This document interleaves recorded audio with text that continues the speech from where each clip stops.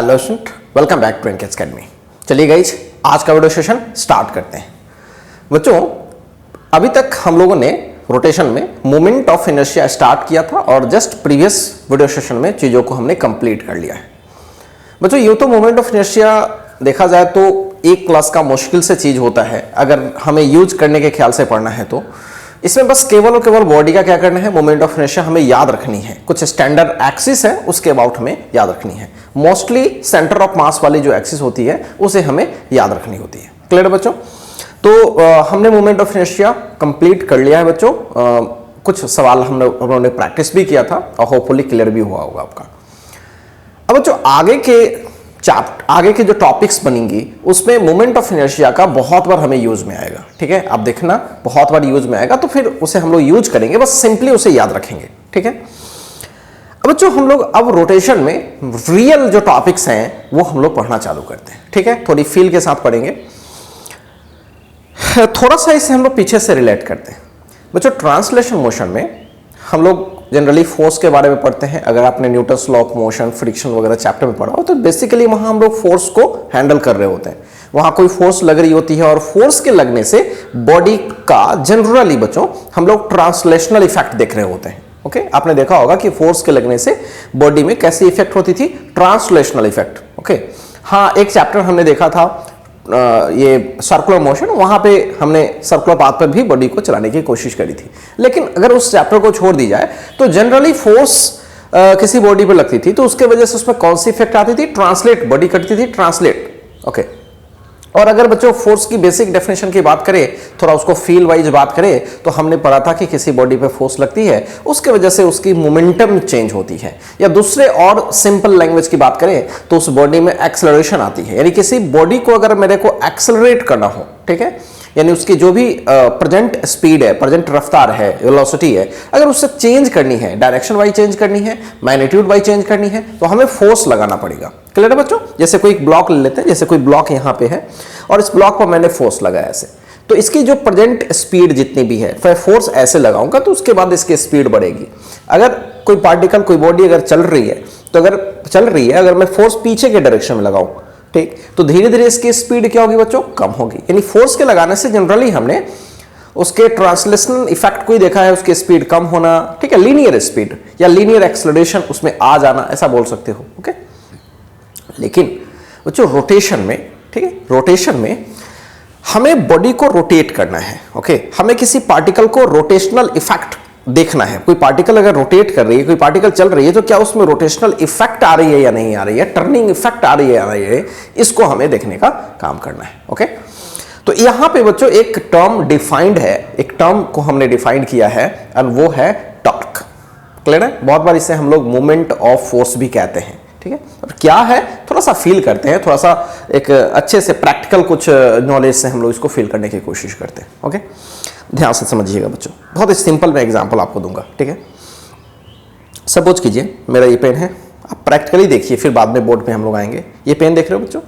Suppose करो कि यहाँ पे एकदम फील के साथ समझना, यहाँ पे मैंने होल कर दिया, इधर से इधर होल कर दिया। ठीक है, एक एक्सिस बना लिया एक्चुअली, और वो थोड़ा एक्सिस वो ढीला मैंने कर दिया, मतलब इसका होल थोड़ा सा बड़ा कर दिया, आराम से वो नीचे आ सकती है। ओके, तो ऐसे होल कर दिया। ओके, और इसमें एक एक्सिस डाल दिया, एक्सिस को फिक्स कर लिया। ठीक है बच्चों, अब ध्यान से देखिएगा, जैसे ही मैं इसको छोड़ूंगा बच्चों, जैसे ही मैं इसको छोड़ूंगा, ठीक है, तो ये नीचे ऐसे गिरेगी। ठीक है, गिरेगी, ऐसे करेंगे तो गिरेगी, ऑब्वियसली गिरेगी, प्रैक्टिकली सोच ही रहे हो, ऐसे छोड़ेंगे तो ऐसे गिरेगी। ओके, अब यहां पे बच्चों ध्यान से देखें, यहां पे इस बॉडी पे अगर हम बात करें फोर्स का तो यहां mg एक फोर्स एक्ट कर रहा है। ओके, तो mg की वजह से धीरे धीरे क्या हो गया, ये रोटेट करना चालू किया। क्लियर है बच्चों? अच्छा, कभी कभी क्या होता है ऐसा बच्चों, मान लीजिए कि इसको ऊपर ले जाना है तो यहाँ पे एक्सिस है, ऊपर ले जाना है, तो मैं यहाँ पे ऐसे फोर्स लगाऊंगा तो ये ऊपर जाएगा। कहने का ये मतलब कि ये बॉडी फोर्स के लगाने से टर्न करेगी, फोर्स के लगाने से क्या होगी, टर्न करेगी। क्लियर है? तो हम कहेंगे बच्चों फोर्स तो है ही, नो डाउट फोर्स तो है ही, चाहे वो mg है या मेरे द्वारा लगाया गया फोर्स है, टर्निंग इफेक्ट भी है इस बॉडी में, तो हम बोलेंगे कि फोर्स तो लगी रही है लेकिन इस फोर्स का एक टॉर्क भी है, यानी इस एक्सिस के अबाउट इस बॉडी में एक टॉर्क भी आ रही है। फोर्स का टर्निंग इफेक्ट भी है जिसकी वजह से ये बॉडी क्या हो रही है, रोटेट कर रही है। तो बच्चों इस टॉर्क को हम कैसे निकालेंगे, इस पर हम चर्चा अभी करने वाले हैं। क्लियर है बच्चों? तो मेरी बातें समझ में आ रही है? फिर से समझिए, मैंने आपको बहुत सिंपल लैंग्वेज सिखाया, एकदम बेसिक से पढ़ो चीज़ों को और अच्छे से समझो तो आपको काफ़ी मजा आएगा। मैंने आपको बोला कि ट्रांसलेशन मोशन में किसी बॉडी पे आप फोर्स लगाते हो तो जनरली बॉडी में क्या होती है बच्चों, एक्सेलरेशन आती है। सिंपली कैसी एक्सेलरेशन, लीनियर एक्सेलरेशन, फोर्स लगाया और बॉडी में एक्सेलरेशन आई, ओके। लेकिन जब हम लोग रोटेशन की बात करेंगे तो कोई भी बॉडी चल रही है, किसी बॉडी पे फोर्स लगाया जा रहा है और अगर बॉडी में टर्निंग इफेक्ट देखने को मिल रही है फोर्स लगाने से, तो हम कहेंगे कि उस बॉडी पे या कुछ पार्टिकल पे जिस एक्सिस के टुवार्ड्स टर्न कर रही है उस एक्सिस के बाद उस पे टॉर्क है या मोमेंट ऑफ फोर्स है। होपफुली क्लियर बच्चों? तो ये चीज हमें फील करना है। अब ये टॉर्क की वैल्यू क्या है, ठीक है, प्रैक्टिकली मैंने आपको बताया कि टॉर्क कैसे होती है। तो भैया एक एक्सिस डाला, पेन हुआ mg की वजह से नीचे ऐसे गिरती है, ऐसे मैं एक्सिस बना दूं तो मैं छोड़ूं तो ऐसे गिर जाएगी। क्लियर है बच्चों? ये टर्निंग इफेक्ट क्यों आया इसमें, इस एक्सिस के अबाउट, बिकॉज इस पर फोर्स लगा mg। या फिर इसको ऊपर ले जाना है तो हमें एक फोर्स लगाना पड़ेगा तभी ये जाएगी। क्लियर है बच्चों? और बच्चों कुछ बात और है जो समझना चाहिए, हमें फील भी करना चाहिए। ये जो फोर्स है, केवल फोर्स इंपॉर्टेंट नहीं है टर्न करने के लिए। टर्न करने के लिए नो डाउट फोर्स तो जरूरी है ही, ओके, फोर्स तो है ही, लेकिन हर फोर्स टर्निंग इफेक्ट ला दे बॉडी में, ये भी कोई जरूरी नहीं है। अब सोचोगे सर ऐसा कैसे होगा कि टर्निंग इफेक्ट नहीं आएगा, फोर्स भी लगा रहे हो। जस्ट सी दिस एग्जांपल, जैसे मान लीजिए कि यहां पे एक्सिस थी, हमने ऊपर ले जाने के लिए फोर्स कैसे लगाया बच्चों, ऊपर, या नीचे लाने के लिए फोर्स ना भी लाया तो mg की वजह से, mg तो नीचे लग रही थी जिसकी वजह से ऐसे आई, ठीक। लेकिन सोचो जरा, अगर मैं इस वाले ब्लॉक पे बच्चों इधर फोर्स लगा रहा होता, ऐसे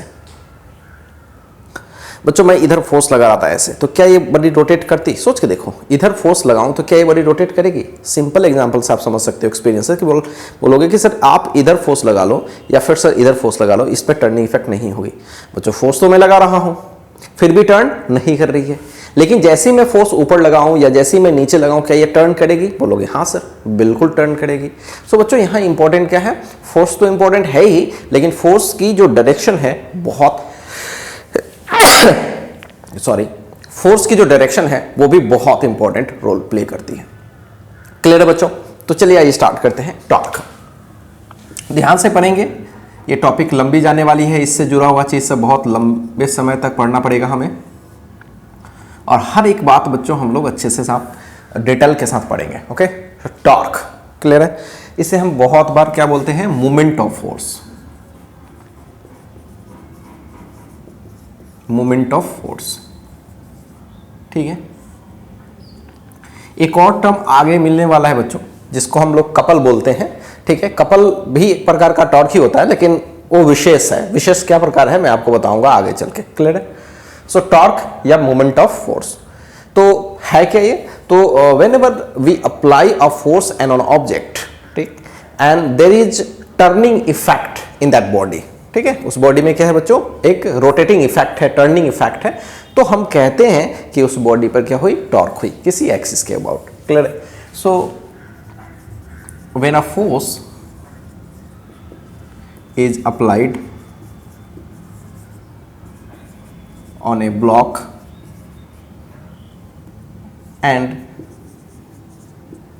there is some turning effect of block about an axis, then it is said that there is torque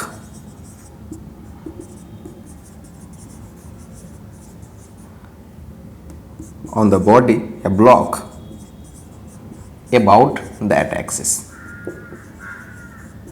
about that axis। Clear है बच्चों? तो उस एक्सिस के अबाउट, उस ब्लॉक पे, बॉडी पे, पार्टिकल पे जो भी है, एक टॉर्क है उस एक्सिस के अबाउट, ठीक है। जैसे छोटा सा एग्जांपल, जैसे मेरा एक रॉड है, जैसे ये एग्जांपल लेते हैं ज़्यादा बेटर होगा। ये एक एक्सिस है बच्चों, इतना तो आपका कंफर्म है कि एक्सिस जब क्रॉस करते हैं या डॉट करते हैं, इसका मतलब है कि हमने कोई भी अभी फिलहाल एक्सिस ले रहे हैं तो एक्सिस अंदर की तरफ ऐसे गई, ओके। और ये रॉड है। अब बच्चों यहाँ पे मैं फोर्स लगा दूं ऐसे, ठीक है, यहाँ पे फोर्स लगा दूं तो क्या ये टर्न करेगी ऐसे? सोच के देखो, बोलोगे हाँ सर बिल्कुल टर्न करेगी। सो क्या यहाँ पे टॉर्क है? बिल्कुल, यहाँ पे टॉर्क जीरो नहीं है, मतलब कुछ ना कुछ है, नॉन जीरो है, ठीक है, यहाँ पे टॉर्क कुछ ना कुछ है। ओके, टर्निंग इफेक्ट हो रही है इस बॉडी में ऐसे, ठीक है, रोटेट कर रही है। सिमिलरली बच्चों थोड़ा समझिएगा, फील कीजिएगा बस, एक रॉड ऐसे है और हमने ऐसे फोर्स लगा दिया, क्या ये बॉडी टर्न करेगी? No, no turning effect. और एक्सिस जो भी नाम ले लो, ए बी, ये भी ए बी ले लेता हूं। सो यहां पे बोल सकते हो turning, there is turning effect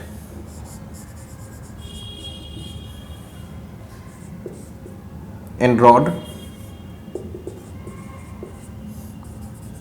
about A B axis due to F, ठीक है, ड्यू टू एफ, फोर्स की वजह से टर्निंग इफेक्ट है। तो कहेंगे कि इसमें टॉर्क आ रही है। क्या आ रही है वो बात का विषय है, लेकिन पहले आ रही है, बस इसको समझते हैं। सो यहां पे बच्चों कोई टर्निंग इफेक्ट होगा? So no turning effect, no turning effect in rod. Clear बच्चों? सो यहां पे टॉर्क क्या होने वाली है? टॉर्क जीरो होने वाली है। क्लियर है? तो पहले टॉर्क को समझ लेते हैं। क्लियर है? नेक्स्ट जो एक पॉइंट है बच्चों, जो रोल फोर्स का लीनियर मोशन में है, यानी एक्सेलरेशन लाने का है, ठीक है, वेलोसिटी चेंज करने का, सिमिलरली वही रोल टॉर्क का रोटेशन में एंगुलर एक्सेलरेशन लाने का होता है, ठीक है, या एंगुलर वेलोसिटी में चेंज लाने का, ठीक है। बहुत सिमिलर तरीके से चीजों को समझेंगे। The role of torque is to change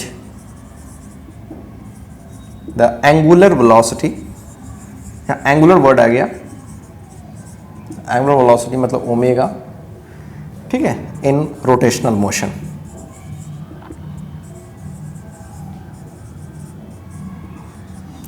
ठीक है, या ऐसे कह सकते हो कि बॉडी में एंगुलर एक्सेलरेशन लाने का जो कंसेप्ट है वो किसके द्वारा होता है? टॉर्क के द्वारा, ठीक है। सो टॉर्क बेसिकली क्या प्रोवाइड करता है? Torque provides angular acceleration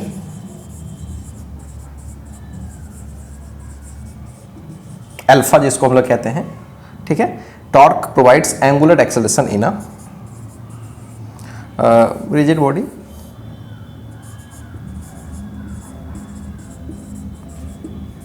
clear है बच्चों? तो ध्यान रखिएगा, छोटी छोटी बातें हैं जो आपको फोर्स से रिलेट करके पढ़ना है तो ज्यादा समझ में आएगा, क्योंकि ये एक बिल्कुल नया चैप्टर है, इसकी फील बिल्कुल ही अलग है, क्योंकि ये पूरी रोटेशनल मोशन को डील कर रही होगी, ठीक है। तो यहाँ पे रोटेशन में करने के लिए, जैसे आपने देखा भी, केवल फोर्स इंपॉर्टेंट नहीं है, फोर्स की एक पर्टिकुलर डायरेक्शन इंपॉर्टेंट है। क्लियर है बच्चों? तो क्या मेरी बातें गेट कर रहे हो बच्चों? क्लियर है? तो अभी तो मैंने छोटा छोटा भी तो डिफाइन कर रहा हूं, टॉर्क को डिफाइन कर रहा हूं, बस फील करवाने की कोशिश कर रहा हूं। क्लियर है? ओके। अब बच्चों एक बार और एग्जांपल मैं देता हूं, आपको मजा आ जाएगा। जैसे आपका दरवाजा होता है, आपने दरवाजे को बंद किया होगा, खोला भी हो, तो आपने एक चीज ध्यान दिया होगा, यहां पे बच्चों हिंज होता है, कब्जा कहते हो आप, इस दोनों जगह पर हिंज होता है ना, ठीक है। और जनरली दरवाजे में ना इस साइड में यहाँ पे जनरली हैंडल ऐसे लगा रहता है, आपने देखा भी होगा, इस तरह से हैंडल यहाँ पे लगी होती है। तो बच्चों जनरली जब हम लोग हैंडल को ऐसे पकड़ करके ऐसे पुश करते हैं तो दरवाजा ओपन होता है, और ऐसे करते हैं तो ये बंद होता है। क्लियर है? तो जनरली बच्चों फोर्स हम लोग यहाँ लगाते हैं, लेकिन कभी आपने सोचा है कि अगर फोर्स यहाँ पे मैं दिखा रहा हूँ, आपको सब फील आ जाएगा, यहाँ पे दो तीन फोर्स लगा रहा हूँ, एक क्रॉस में फोर्स लगा रहा हूँ F1, और एक में बच्चों ऐसे फोर्स लगा रहा हूँ F2। दोनों फोर्सेस को अच्छे से देखिएगा।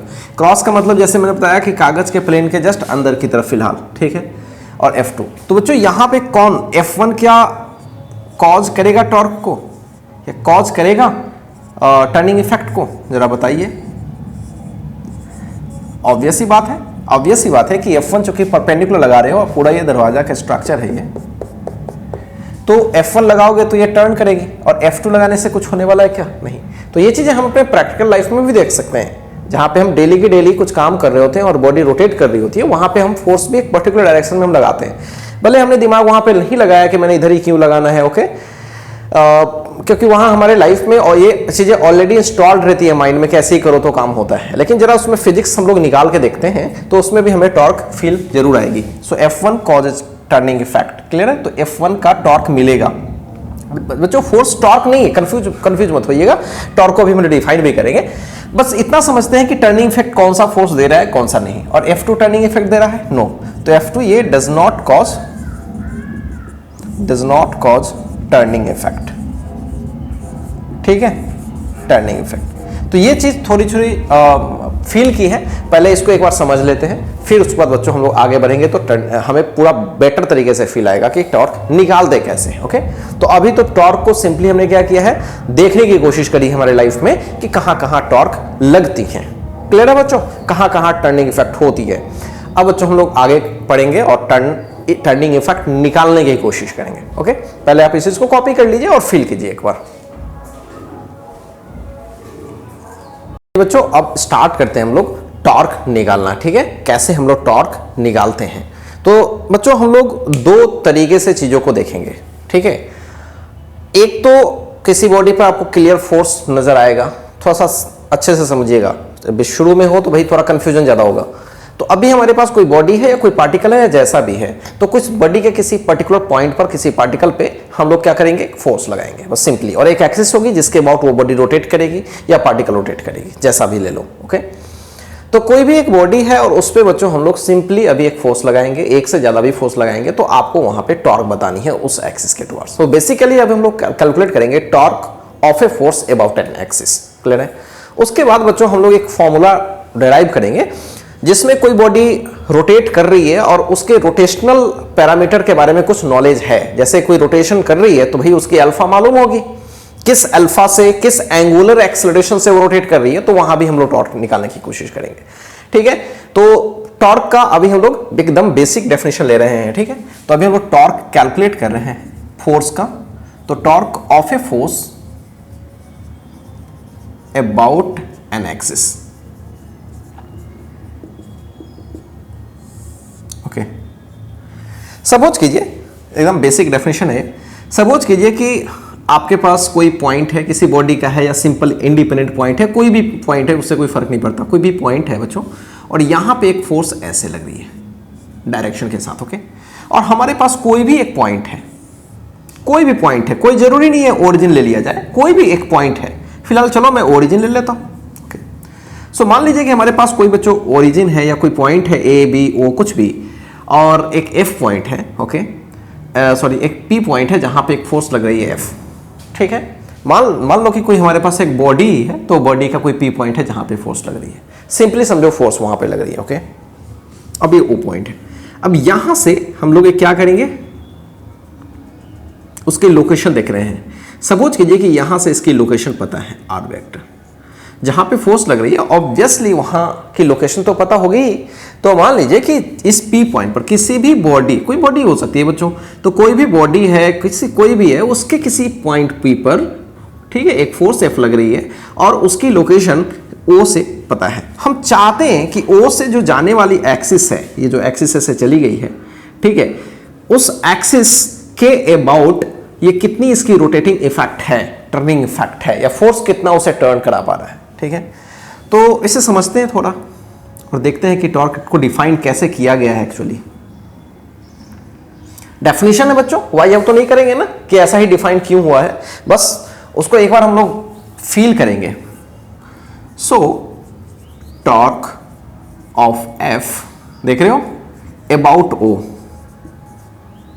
इज डिफाइंड, मैथमेटिकली बात कर रहा हूं, एज टॉ को इस तरह से डिनोट करते हैं, टॉर्क को इस तरह से टॉ से डिनोट करते हैं। So tau is equal to R cross F,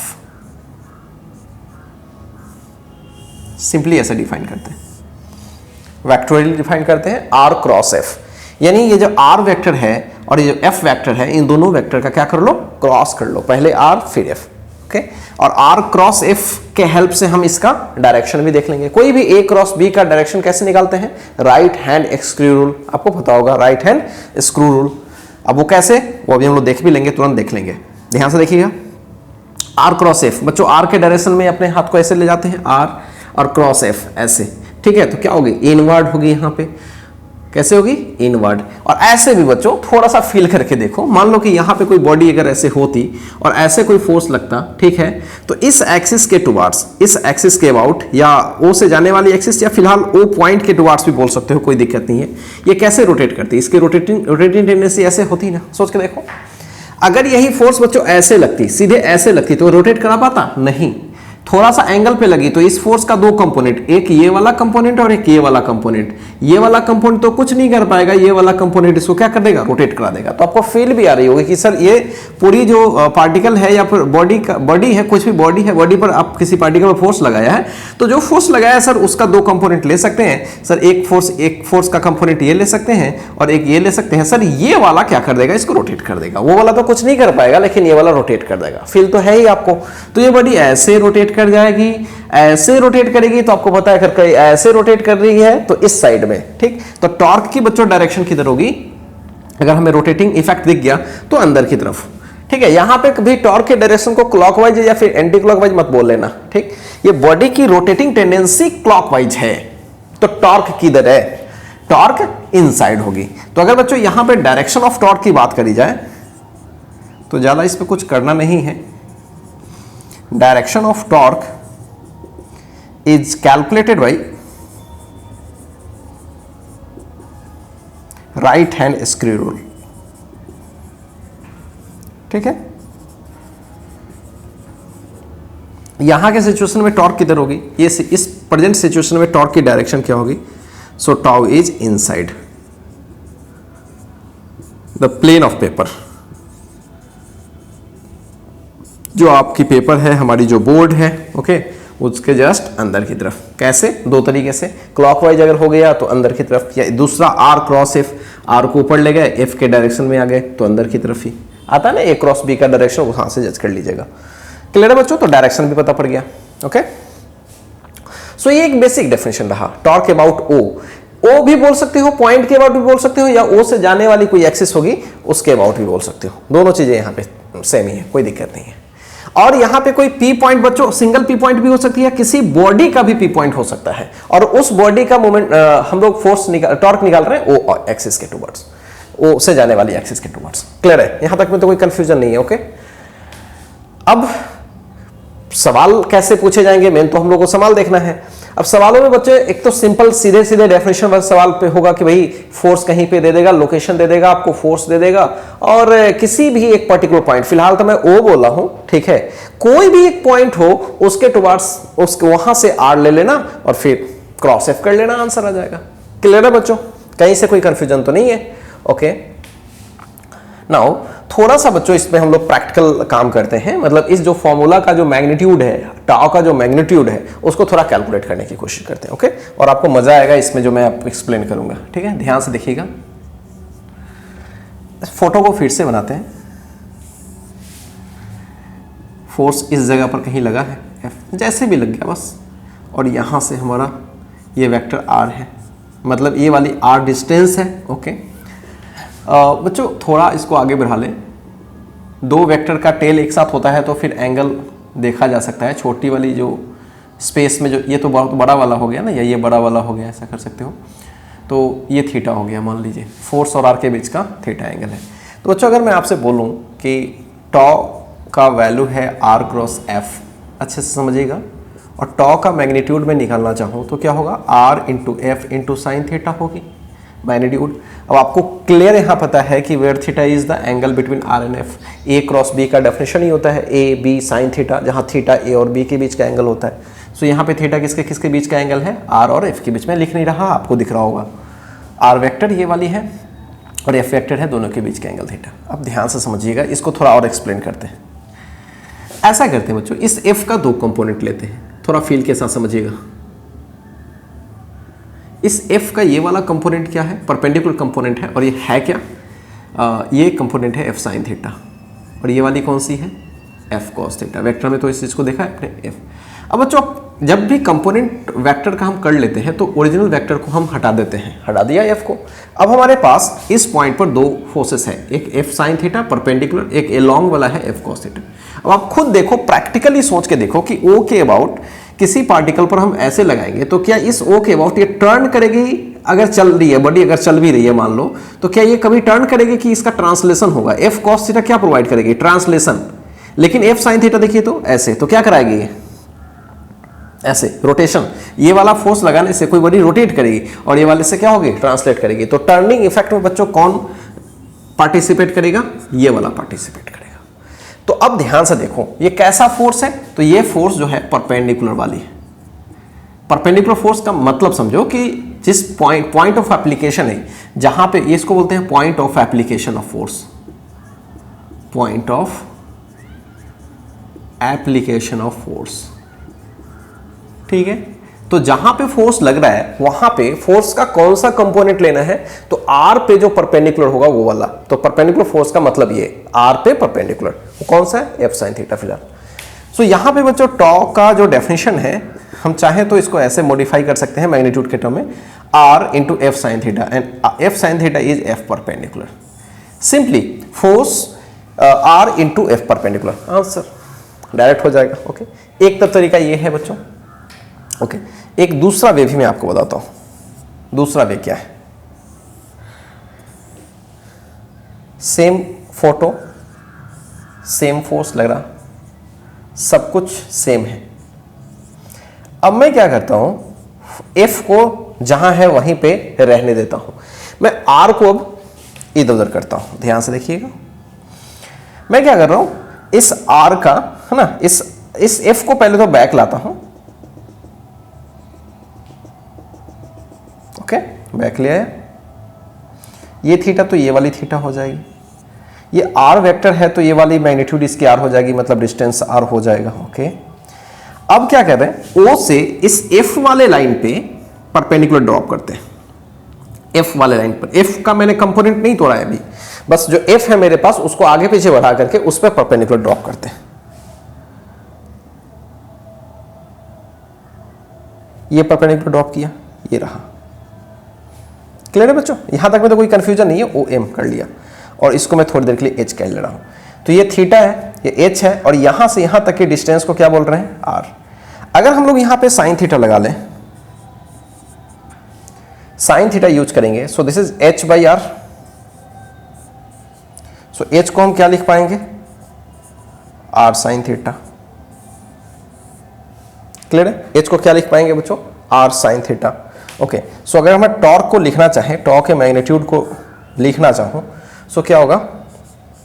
R F sine theta तो होगा। लेकिन अब की बार बच्चों एफ को मैं बाहर रखता हूं और आर साइन थीटा पे कंसंट्रेट करता हूं। What is R sine theta? अब बोलोगे सर आर साइन थीटा तो इस एफ पे परपेंडिकुलर डिस्टेंस है। हाँ, बिल्कुल परपेंडिकुलर डिस्टेंस है। ओके, तो ये हो जाएगा अपना एफ इंटू एच। क्लियर है? तो बहुत बार आपने भी सुना होगा कि टॉर्क जो होता है force into perpendicular distance, force into force पे परपेंडिकुलर डिस्टेंस। कभी कभी आपने ये सुना होगा, या कभी कभी आपने ये भी सुना होगा कि टॉर्क इक्वल्स क्या होता है? डिस्टेंस, मतलब आर वेक्टर पे परपेंडिकुलर फोर्स, आर वेक्टर पे परपेंडिकुलर फोर्स का कंपोनेंट। सीधे दोनों को मल्टीप्लाई करो और टॉर्क का वैल्यू। डायरेक्शन तो आपको रोटेशन के सेंस से पता चल जाएगा। ठीक है, जैसे इस सारे केसेस में तो आपको पता ही है कि ऐसे टर्न करेगी तो इनवर्ड, ऐसे टर्न करेगी तो इनवर्ड। क्लियर है बच्चों? तो डायरेक्शन तो हमें खुद पता चल जाएगा। ठीक है, क्लॉकवाइज अगर हमें कागज के प्लेन पर अगर कोई क्लॉकवाइज फाइनली रोटेट करता हुआ नजर आया तो टॉर्क इनसाइड होगा, और कोई ऐसे, मतलब हमेशा के लिए याद रख लो तो ज्यादा बेटर होगा। कोई ऐसे बॉडी की रोटेशनल इफेक्ट है तो टॉर्क की डायरेक्शन क्या होगी? इनवर्ड होगी। ठीक है, याद रखना। और कोई किसी भी बॉडी में किसी भी तरीके की सिस्टम में अगर बच्चों इस तरह से रोटेशन की चांसेस है तो यहां पे टॉर्क कैसे होगी? आउटवर्ड। ठीक है, तो ये सेंस ऑफ रोटेशन है, ध्यान रखना। क्लॉकवाइज और एंटी क्लॉक, ये सेंस ऑफ रोटेशन है और ये टॉर्क की डायरेक्शन है। क्लियर है? क्लियर है बच्चों? यहां तक में तो कोई कंफ्यूजन नहीं होना चाहिए आपको। तो कोई भी फोर्स के लगाने से किसी भी बॉडी में, किसी भी पार्टिकल पे, किसी भी पॉइंट के अबाउट क्या रोटेशनल इफेक्ट आएगी, टॉर्क के जरिए हम कैलकुलेट करते हैं। और ये टॉर्क होती क्या है बेसिकली? R cross F. इसके मैग्नीट्यूड की जहां तक बात है तो आर एफ साइन थीटा होती है, नो डाउट। लेकिन आर एफ साइन थीटा को प्रैक्टिकली अगर हम यूज करें तो उसमें आर वाले पर परपेंडिकुलर फोर्स के कंपोनेंट से मल्टीप्लाई करो तो आ जाएगा, या फिर फोर्स वाले को पीछे आगे बढ़ा करके उस पर अगर परपेंडिकुलर डिस्टेंस देख लो, ओके, तो वहां पे आपको टॉर्क आराम से मिल जाएगा। So R F into perpendicular distance. Clear है बच्चों? यहां तक में कोई कंफ्यूजन नहीं है, ओके। पहले आप इस चीज को कॉपी कर लीजिए। अब इस पर कुछ सवाल हम लोग प्रैक्टिस करते हैं तो फिर मजा आएगा आपको। क्लियर है बच्चों? पहले इसको कॉपी कीजिए।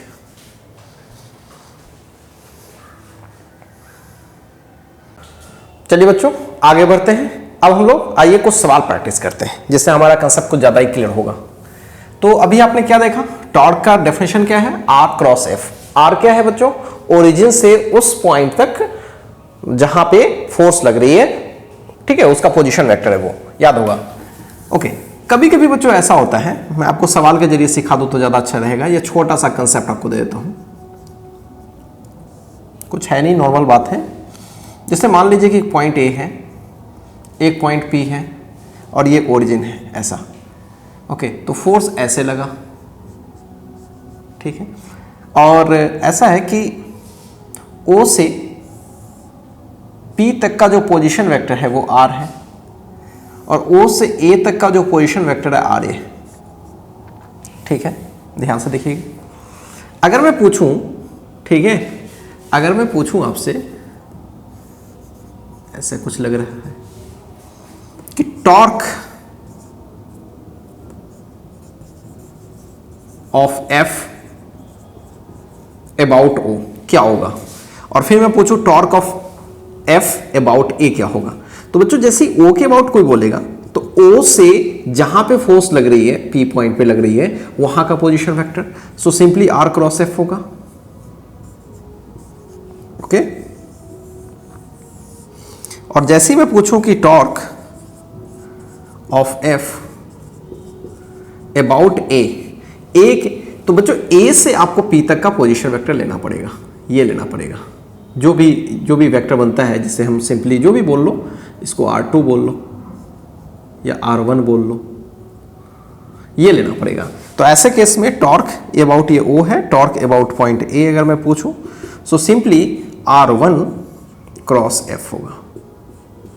और ये R1 एक्चुअल में क्या है, तो ध्यान से देखिए, ये वाली वेक्टर प्लस ये वाली वेक्टर इसके बराबर। और ऐसे भी आपको पता है कि किसी भी एक वेक्टर, एक पॉइंट से दूसरे पॉइंट पर जाने वाली जो पोजीशन वेक्टर होती है, वो दरअसल जहां पे गई है वहां का पोजीशन वेक्टर और जहां से गई है वहां का पोजीशन वेक्टर का डिफरेंस। याद होगा, ये सब चीजें आपको पहले से पता है। सो R1 को निकालना होगा तो R minus R A cross F. तो ये छोटी छोटी बातें हैं, जरूर हमने आर क्रॉस एफ पढ़ा है, लेकिन उसको थोड़ा मॉडिफाई करके भी चीजों को समझना चाहिए हमें, ठीक है। वो ओरिजिन के अबाउट विशेष रूप से था, और यहाँ पे किसी भी पॉइंट के अबाउट हमें टॉर्क पूछा जाएगा। तो आइए कुछ पहले इस बेसिक डेफिनेशन पे टॉर्क निकालना सीख लेते हैं, एक दो सवाल सिंपल, और फिर उसके बाद आगे बढ़ेंगे।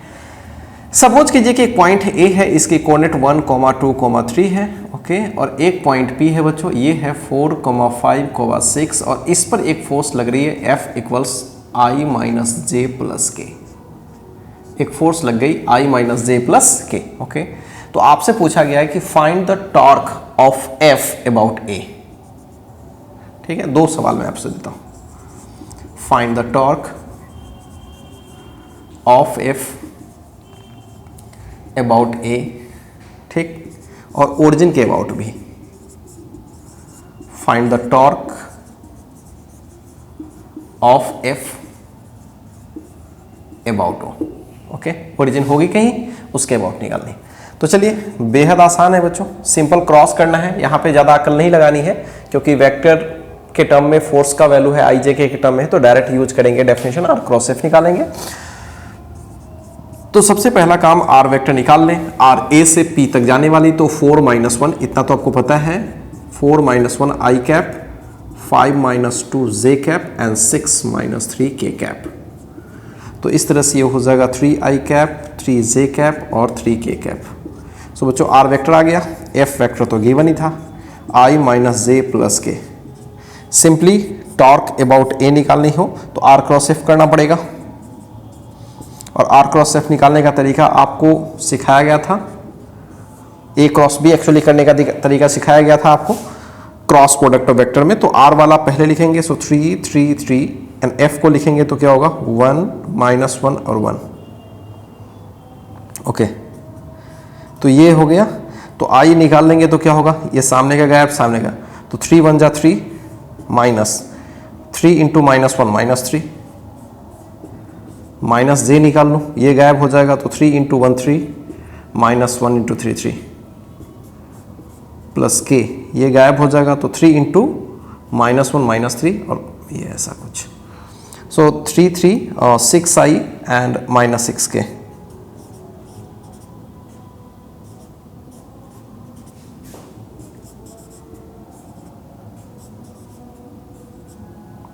सो this is the torque about A. Clear है बच्चों, टॉर्क अबाउट ए।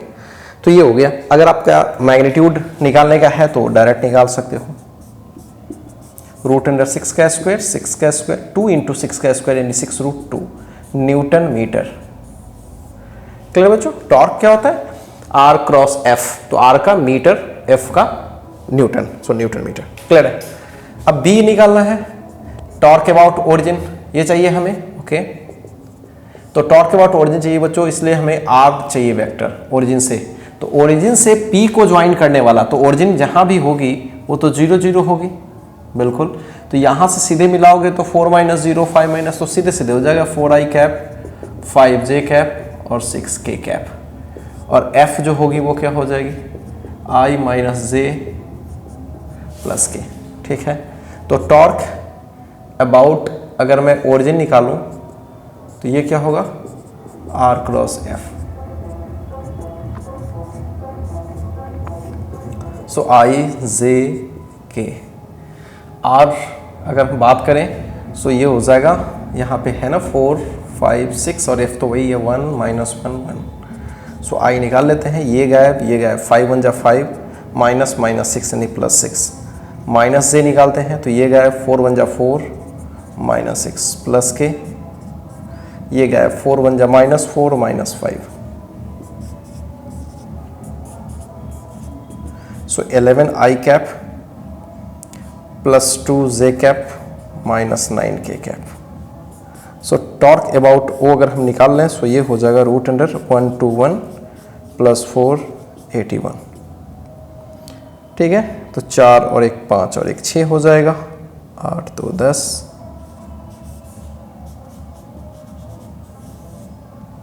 क्लियर है बच्चों, तो ये हो जाएगा। तो इस तरह से आप देख सकते हो कि किसी भी पॉइंट के अबाउट अगर आपको टॉर्क निकालनी हो तो सबसे पहले उस पॉइंट से जहां पे फोर्स लग रही है वहां का पोजीशन वेक्टर निकाल लो, सीधे सीधे आर निकाल लो और फोर्स का वैल्यू देख लो, फोर्स का जो वहां पे वेक्टर फॉर्म में है उसको आप देख लो और फिर आराम से काम को कर सकते हो। क्लियर बच्चों, तो एक वैरायटी का सवाल ऐसे बनता है, अगर वैरायटी के सवाल में आपको फोर्स क्लियर दिया रहेगा, वहां पे एंगल वगैरह मेंशन होगा, उसके मैग्नीट्यूड गिवन होगी, तो उस पर हम लोग कैसे सवाल बनाएंगे इसके बाद देखेंगे। तो पहले आप इस चीज को एक बार कॉपी कर लीजिए, फिर हम लोग आगे बढ़ते हैं। आइए एक सवाल और प्रैक्टिस करते हैं। सपोज कीजिए कि हमारे पास ऐसे हॉरिजॉन्टल प्लेन है ऐसे, ठीक है, बस हॉरिजॉन्टल प्लेन है और यहां पे एक ऐसा कोई रॉड है, ठीक है, और यहां पे कोई फोर्स लगाया है F। ठीक है बच्चों, ये O पॉइंट है, ये रॉड है, मासलेस मान लेता हूं मैं, ठीक है,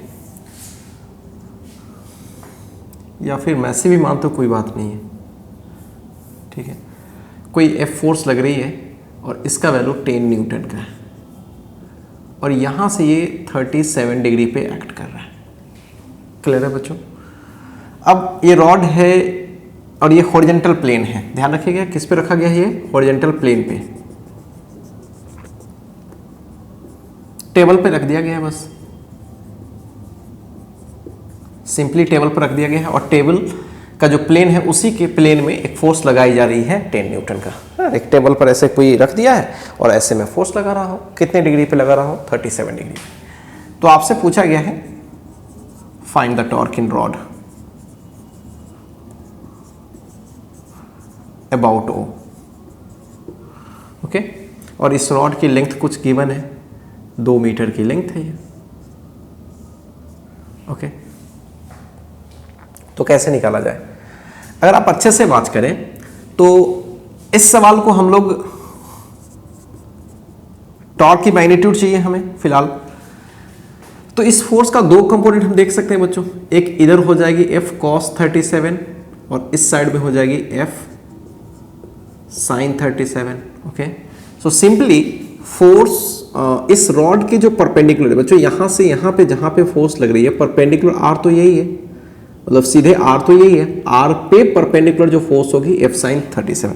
तो सीधे सीधे हम लिख सकते हैं ना कि भाई जो आर हो रही है और F परपेंडिकुलर, सिंपली आर क्या है, आर तो यहां से यहां 2 मीटर की है, ओके, और F परपेंडिकुलर है F sin 37, सिंपल।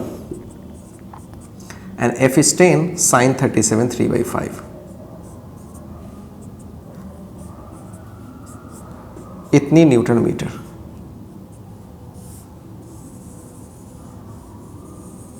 क्लियर है? तो ये हो गया टॉर्क।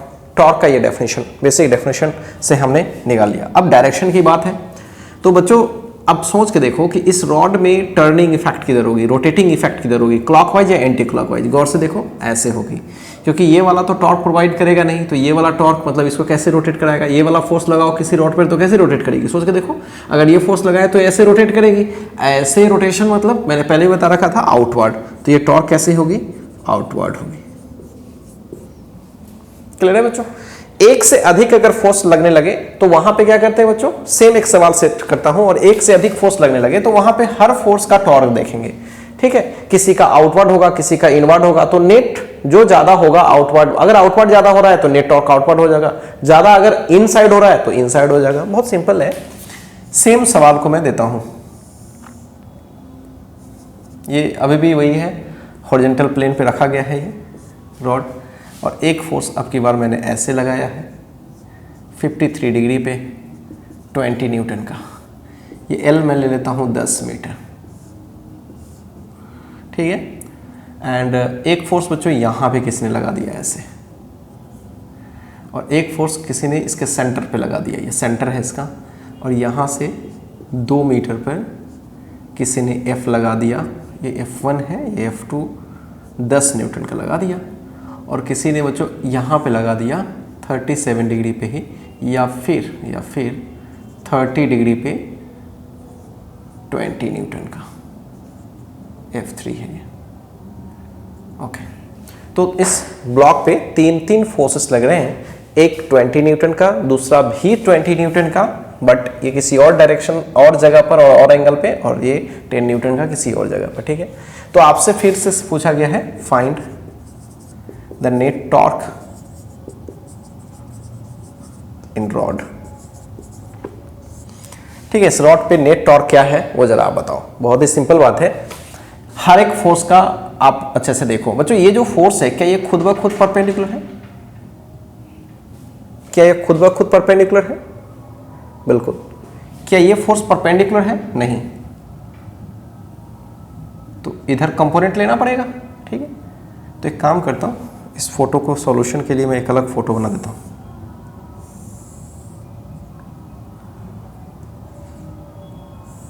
यहां पे 20 न्यूटन 30 डिग्री, तो इधर इसका 20 का कौन सा? साइन 30। चाहे तो डायरेक्ट लिख सकते हैं, 10 बचेगा, और इस साइड में करने की कोई ज़रूरत नहीं है, हमें जिसकी ज़रूरत है उसी की बात कर रहे हैं। अब इसका इस साइड में कंपोनेंट कितना होगा? 20 साइन 53 डिग्री, सो 20 4/5 16 आ जाएगा, और इसका क्या आ जाएगा? 10 आ जाएगा, ओके। एक फोर्स बच्चों यहाँ पे लग रहा है 10 न्यूटन, और ये तो सीधे सीधे परपेंडिकुलर लगा है।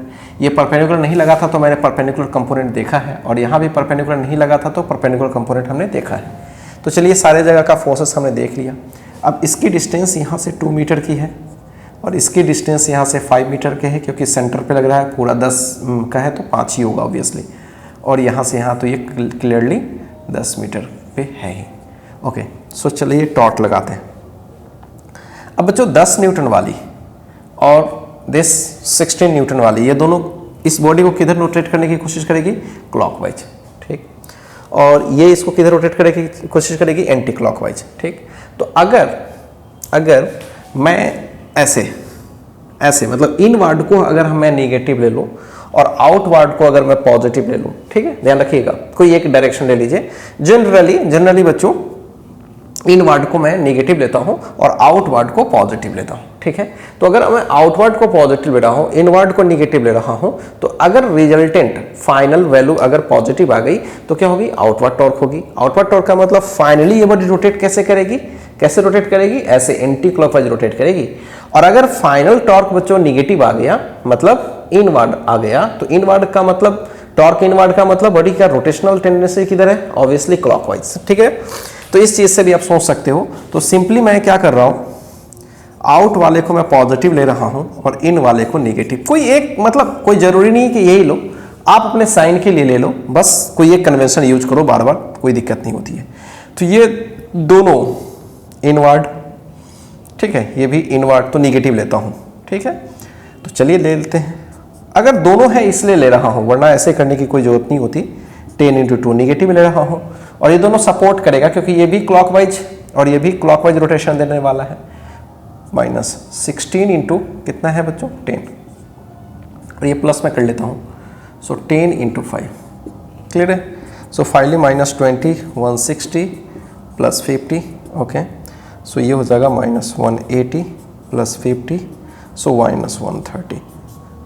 तो इसका क्या मतलब हुआ? -130 का मतलब हुआ कि टॉर्क फाइनली नेगेटिव आ रही है। अब टॉर्क फाइनली नेगेटिव आ रही है, इसका मतलब ये पूरी की पूरी बॉडी रोटेट किधर कर रहा है? फाइनल रोटेशन किधर हो रहा है? हमारे अनुसार से तो टॉर्क इनवर्ड आ रहा है, और इनवर्ड कब होता है? इसके लिए होता है, ठीक है, क्लॉकवाइज के लिए, और इसके लिए पॉजिटिव होता है, आउट। क्लियर है बच्चों? तो क्लियर है, मतलब नेगेटिव का मतलब मैं ऐसे डायरेक्ट लिख सकता हूं, टॉर्क का वैल्यू 130 न्यूटन मीटर इनवर्ड। बात खत्म हो गया, माइनस न भी लगाओ, डायरेक्ट इनवर्ड सोच लो। सो ओके, क्लियर है बच्चों? कहीं से कोई कंफ्यूजन तो नहीं है। अब इस सवाल को बहुत लोग ऐसे भी बनाएंगे, बनाने का प्लस माइनस अपने हिसाब से है, कुछ लोग ऐसे भी करते हैं इसे। 10 × 2 यहां पे लिखते हैं इनवर्ड, 16 × 10 इनवर्ड, 10 × 5 आउटवर्ड, 20 160 चूंकि इनवर्ड एक साथ ऐड हो जाएगा, सो 180 इनवर्ड, 50 आउटवर्ड। तो बचेगा ऑब्वियसली इनवर्ड में से आउटवर्ड घटता ही है, तो 130 बचेगा। क्या बचेगा? इनवर्ड। सो ऐसे भी कर लो, आपकी मर्जी, जो आपको अच्छा लग रहा हो। सो ओके, सो बच्चों क्लियर है? तो ये चीज आपको ऐसे सवाल मिलते हैं तो आप बहुत ही आसानी से चीजों को डील कर सकते हैं। क्लियर है बच्चों? चलिए पहले आप इस चीज को कॉपी कीजिए, तो कुछ और सवाल मैं आपको अभी आज प्रैक्टिस करवाता हूं, जिससे आपका कंसेप्ट और कुछ ज्यादा क्लियर होगा, ठीक है। चलिए सो कॉपी कीजिए। चलिए बच्चों आगे बढ़ते हैं, और आइए आगे कुछ और सवाल हम लोग प्रैक्टिस करते हैं। एक छोटा सा सवाल मैं आपको बताता हूं, हालांकि आसान सवाल है। जैसे ऐसा कोई सिस्टम दे दिया गया, जनरली खूब सवाल इस पर किया जाता है, और मान लीजिए कि ये पॉइंट है, ठीक है, और इस पे बहुत सारे फोर्सेस लग रहे हैं। एक फोर्स तो सीधे सीधे ऐसे लग गया, F1 10 न्यूटन, और यहाँ से यहाँ तक की डिस्टेंस 2 मीटर है, ठीक। और एक यहाँ पे ए पॉइंट है, यहाँ पे एक फोर्स लग रही है, यहाँ भी 10 न्यूटन की फोर्स लग रही है, और ये 30 डिग्री है, और ये भी 2 मीटर मान लो, और यहाँ पे ऐसे कोई फोर्स लग रही है, यहाँ से 120 डिग्री पे लग रही है, ओके। ये 1 मीटर पे है, और ये फोर्स लग रही है 30 न्यूटन की, ओके। सो ये F1 है, F2 है, A B C जो भी ले लो, F3, ओके। यहाँ पे एक फोर्स लग रही है 90 डिग्री पर लग रही है, 20 न्यूटन की, R = 3 मीटर पे। तो एक ऐसी ऑब्जेक्ट है ओके जिस पे मल्टीपल फोर्सेस लग रही हैं, तो हमने आपसे पूछा है कि ओ के अबाउट इस पूरे बॉडी पर टॉर्क क्या होगी। Find the net torque about O. ठीक है, ओ के अबाउट नेट टॉर्क क्या होगी इस बॉडी पे। क्लियर है बच्चों? तो बहुत ही सिंपल है, जैसा कि प्रीवियसली हमने एक रॉड वाला सवाल किया, जस्ट उसी टाइप का एक सवाल लेते हैं। ये बहुत सारी फोर्सेस लग रही हैं बच्चे। पहले फोर्स की बात करते हैं, तो क्या पहला वाला फोर्स क्या टॉर्क प्रोवाइड करेगा? क्या सोच के देखो, क्या इस फोर्स का कोई परपेंडिकुलर कंपोनेंट होगा? ये तो एलोंग ही लग रहा है ना। अगर हम इसका कंपोनेंट लेने की भी कोशिश करेंगे, ठीक है, इसके परपेंडिकुलर, तो मिलेगा भी नहीं। तो कोई भी फोर्स अगर direct along the line of action, मतलब ओ से जाने वाला जो फोर्स है उसी के डायरेक्शन में लगेगा, तो सोच के देखो, क्या ये इस पे लगने से क्या ये इस पूरे बॉडी को रोटेट करा सकता है? क्या इसी के अलोंग लगाएंगे तो रोटेट करा सकता है? आपको ऐसे करना पड़ेगा या ऐसे करना पड़ेगा, तभी तो रोटेशन इफेक्ट होगी।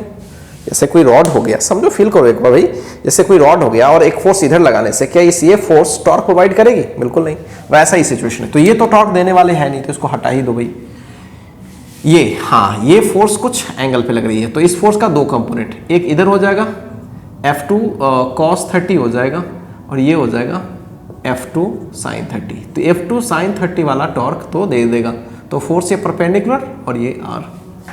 यहाँ भी वही कहानी है बच्चों, अगर ध्यान से देखो तो ये 60 हो जाएगा, 120 तो 60, तो इस साइड में हो जाएगा F3 cos 60 और इस साइड में हो जाएगा F3 sin 60। ओके, तो F3 sin 60 और परपेंडिकुलर डिस्टेंस गिवन है, और ये तो खुद परपेंडिकुलर है। तो देखते हैं एक-एक करके। ये वाला ऐसे आउटवर्ड टॉर्क, F2 का आउटवर्ड, तो चलिए डायरेक्ट निकाल लेते हैं। F2 क्या है? F2 है 10, या एक बार लिख लेता हूँ, F2 sin 30 इंटू परपेंडिकुलर 2, और ये आउटवर्ड है तो डॉट में लिखता हूँ, आउटवर्ड को डॉट से डिनोट करते हैं। ओके, एंड ये वाला बच्चों ऐसे देखिए, ये वाली फोर्स, ये वाली तो टॉर्क देगी नहीं, तो ये वाली कंपोनेंट देगी ऐसे इनवर्ड, ये इसके वजह से इनवर्ड और इसके वजह से आउटवर्ड, इसके वजह से आउटवर्ड। क्लियर है? F4 मान लो, तो आउटवर्ड वाले को मैं एक साथ लिख लेता हूँ, तो F4 सीधे F4 इंटू R3, ये आउटवर्ड और ये इनवर्ड। क्यों ऐसे रोटेट कराएगी? इनवर्ड। ठीक, F3 sin 60 और डिस्टेंस है क्या बच्चों? यहाँ से O से 1, और ये इनवर्ड। बेहद आसान है। F2 आपको पता है 10, ये हाफ हो जाएगा 2 आउट। F4 आपको पता है 10 इंटू 3 आउट। F3 30 √3/2, यस, ये दोनों कैंसल। सो 10 एंड 30 40 हो जाएगा, 15 √3। सो नेट टॉर्क क्या होगा? टॉर्क नेट क्या होगा? ये 15। ओके, तो ये बच्चों कम है, ये सब ज़्यादा है, आउट वाला ज़्यादा है, तो 40 में से 15 √3 माइनस कर लो, तो नेट क्या बचेगा? क्योंकि ये ज़्यादा है ना, तो नेट आउटवर्ड, तो आउटवर्ड टॉर्क नेट बच रहा है। क्लियर है बच्चों? जो भी वैल्यू आ जाए आप कर लो।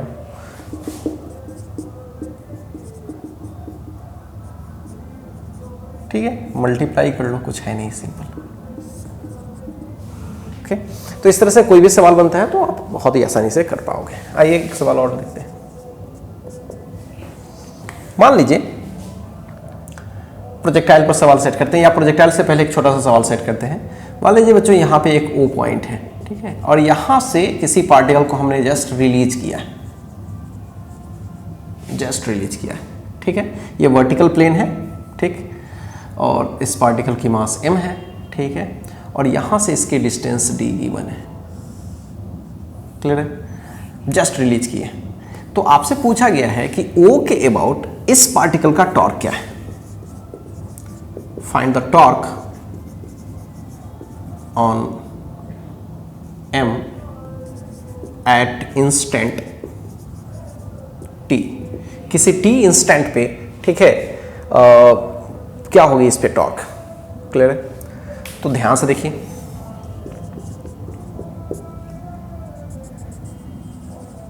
ये m मास है बच्चों, नीचे कौन सी फोर्स लगेगी mg, ये कौन सी पॉइंट है O, थोड़ा सा दिमाग लगाइए।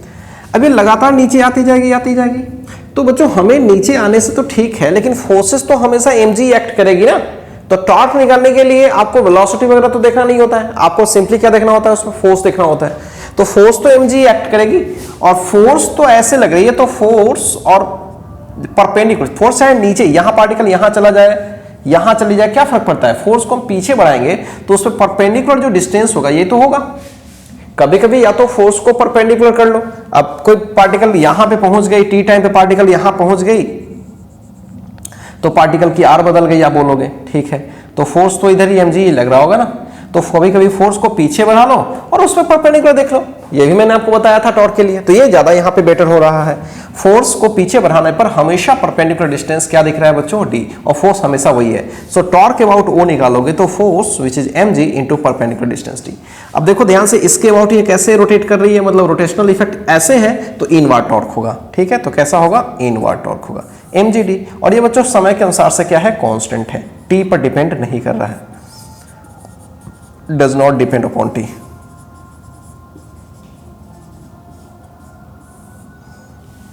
क्लियर है बच्चों, यहां तक में तो कोई कंफ्यूजन नहीं है, ओके। तो चलिए इसको कॉपी कीजिए, तो मैं आपको एक सवाल और अभी प्रैक्टिस करवाता हूं, ठीक है। चलिए कॉपी कीजिए बच्चों।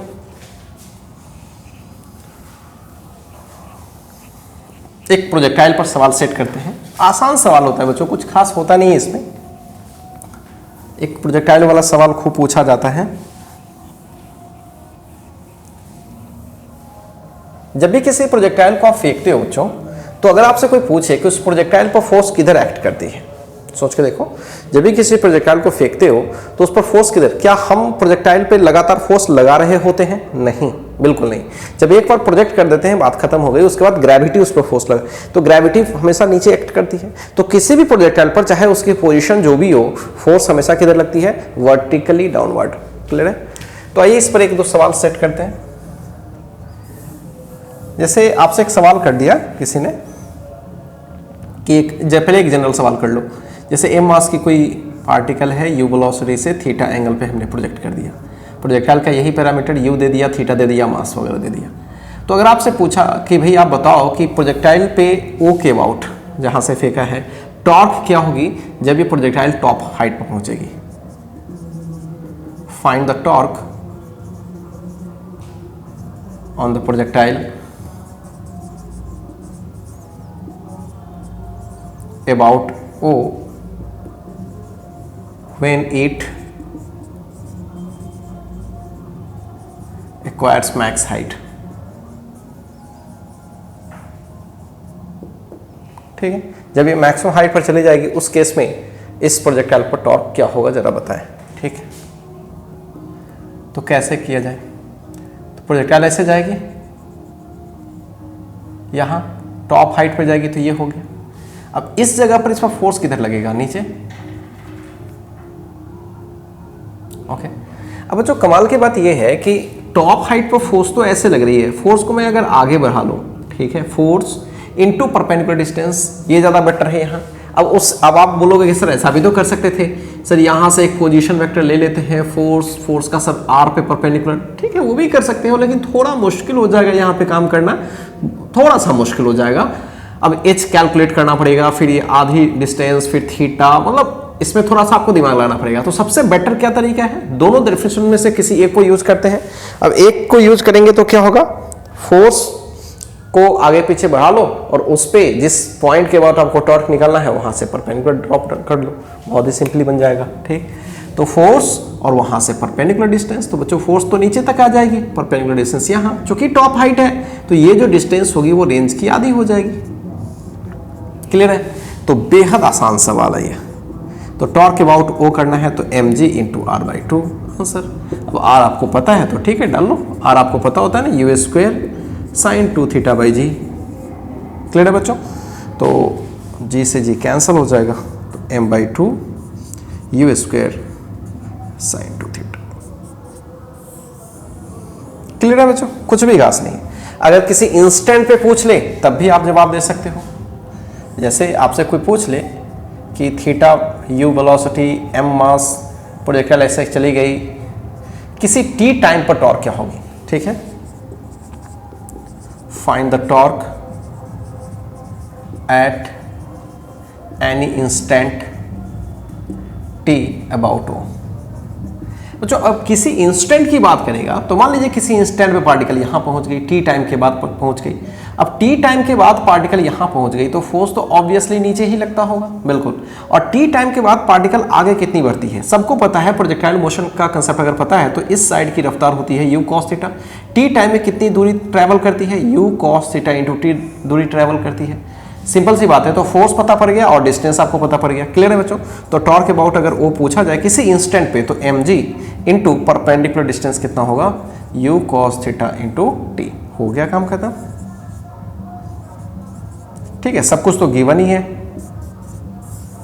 ओके। अब बच्चों एक बात और मैं बताता हूं, जैसे इसी केस में ले लीजिए, तो यहां पे अगर आपसे टॉर्क पूछा गया तो ये आप बोल सकते थे, खुद से भी बोल सकते थे कि सर ये तो आधी टाइम के बाद आपसे टॉर्क पूछा गया है, बिल्कुल। तो सर इस तरीके से बनाया तो क्या आंसर आ जाएगा, बिल्कुल आ जाएगा। मैं आपको बताता हूं कैसे मिल जाएगा। तो अगर आपको आधी टाइम के बाद तो आप ऐसे लिखोगे mg u cos theta into T लिखोगे, लेकिन ये टी क्या हो जाएगा बच्चों, इसके लिए t/2 हो जाएगा ना t/2, बिल्कुल। तो mg u cos थीटा और टाइम ऑफ फ्लाइट होता है 2u sin theta by z और ऑलरेडी 2 है, तो 2 से 2 कैंसिल हो जाएगा, या 2 कैंसिल ना भी करो 2 रहने दो, तो g से g तो कैंसिल हो जाएगा। तो क्या हो जाएगा m u स्क्वायर ऊपर 2 sin theta into cos theta. Clear है बच्चों। और नीचे 2 मैंने रहने दिया, ऊपर भी 2 जानबूझ के रहने दिया। अब आप देख सकते हो इसका फॉर्मूला क्या होता है, sin 2 थीटा। तो चीजें एग्जैक्टली वही आ रही है। तो किसी भी इंस्टेंट पे पूछ ले तो आप फटाफट क्या कर लेना, यहां से यहां तक का डिस्टेंस देख लेना, सीधे से बात है भाई। और डिस्टेंस हमेशा क्या होती है, u cos theta into T होती है, ओके। और फोर्स तो mg ये लग रहा है, तो mg को आगे तक ले जाओ, परपेंडिकुलर डिस्टेंस देख लो, आंसर। क्लियर है। तो इस तरह से बच्चों कोई भी सवाल मिले तो आप बेहद आसानी से टॉर्क निकाल सकते हो, ठीक है। तो आज बच्चों हमने टॉर्क के बारे में एकदम से बेसिक आइडिया आपको बताया कि भाई टॉर्क किसी भी पर्टिकुलर फोर्स का कैसे हम निकालते हैं, ठीक है। अगर एक से ज्यादा फोर्सेस लग जाए तब भी हम टॉर्क निकाल सकते हैं। तब मुझे हर फोर्सेस को इंडिविजुअली देखना पड़ता है कि भाई उसके टॉर्क की वजह से टॉर्क इनवर्ड है या आउटवर्ड है, उसकी डायरेक्शन प्रॉपर्ली हमें देखनी पड़ती है और उसके बाद हम चीजों को देख पाते हैं। क्लियर है बच्चों। अब बच्चों अगले वीडियो सेशन में हम लोग टॉर्क को नहीं कंटिन्यू करेंगे। अब हम लोग टॉर्क किसी रिजिड बॉडी का निकालेंगे। अब उसमें मान लो कि फोर्सेस तो लग रही है, लेकिन फोर्सेस के वजह से जो इफेक्ट आ रही है, ठीक है, टॉर्क लग रही है उसके वजह से उस पर कोई इफेक्ट आ रही है। जैसे किसी रिजिड बॉडी को किसी एक्सिस के टुवार्ड्स हमने फोर्स लगाया, बॉडी रोटेट करने लगी, रोटेशन से उसमें ओमेगा में चेंजिंग आ रही है। और अभी आपको जो डेटा गिवन है वो ओमेगा में चेंज का जो रेट होता है जिसको अल्फा बोलते हो, वो अगर गिवन है तो हम कैसे टॉर्क निकालेंगे। फोर्स नहीं गिवन है, फोर्स की वजह से जो इफेक्ट आ रही है वो इफेक्ट वाली जो पैरामीटर है वो गिवन है, तो फिर हम टॉर्क कैसे कैलकुलेट करेंगे। ठीक है, तो बच्चों मिलते हैं नेक्स्ट वीडियो सेशन में। नेक्स्ट वीडियो सेशन में चीजों को फिर से जीरो लेवल से हम लोग डिस्कस करते हैं।